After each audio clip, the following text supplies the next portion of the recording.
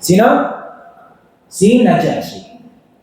Siya ay nag-Muslim, yumakap sa Islam, naniwala sa kay Propeta Muhammad, pero hindi sila nagkita ng personal ng Propeta Muhammad, kaya siya ay hindi matatawag ng sahabi.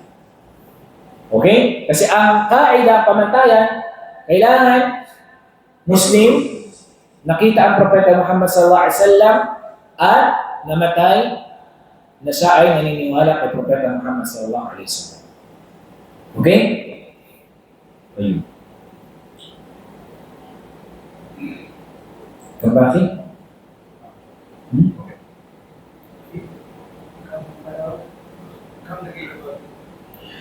Banggitin natin insyaAllah ta'ala. Meron kasing tinatawag na kaida. Laysa kullu ikhtilafin iftiraqin. Walakin kullu iftiraqin ikhtilafin. Okay. Para mas malinaw sa inyo. Ang ikhtilaf, ito yung pagkakasalungat-salungat sa mga opinyon. Ang iftiraq, yung pagkakawata-wata. Nag-gets ninyo? Ang ikhtilaf, ito yung pagkakasalungat-salungat o pagkakaiba-iba pagdating sa opinyon. Okay? Pananaw.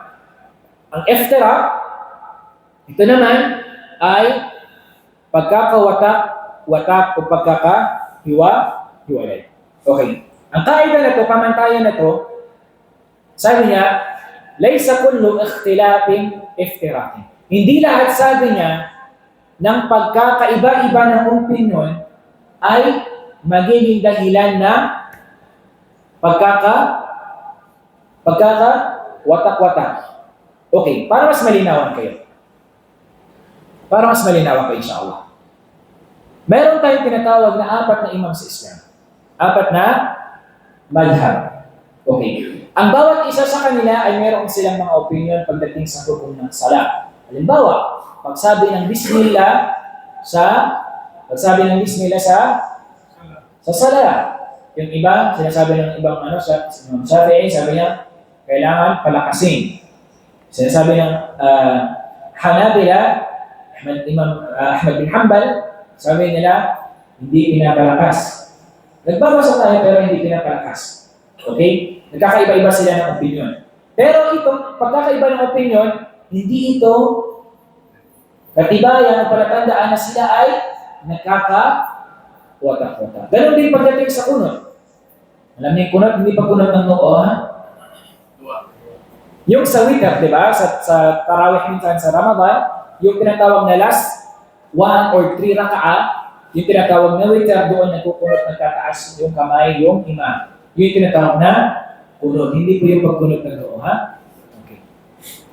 So, nagkaiba-iba rin ang opinion sila doon. Pero yun, hindi ibig sabihin na sila nagkakaiba-iba ng opinion doon, pananaw, ay palatandaan na sila ay nagkakawatak-watak na rin sa relihiyon ng Allah. Okay? Nag-gets po ninyo? Pangalawang sinabi, laysa kullu, lakin kullu iftiraqin ikhtilaf. Pero sabi niya, lahat sabi niya ng pagkakawatak-watak ay palatandaan na mayroong doong hindi pagkakaunawaan. Tingnan natin. Maraming mga grupo na umalis sila sa grupo ng Ahlus Sunnah wal Jama'ah, ito yung sumusunod sa Quran at sa Sunnah at sa pamamagitan ng faham, understanding, pag-unawa ng mga scholar natin. Okay? Lahat ng iftiraq, lahat ng pagkakawatak-watak palatandaan na mayroong ikhtilaf. Mayroong doong hindi pagkakaunawaan sa pagitan nila. Ibig sabihin nun, kapag nagkawatak-watak, automatic na mayroong doong hindi pagkakaunawaan sa pagitan nila. So, yung malawak pang usapin na to. Okay?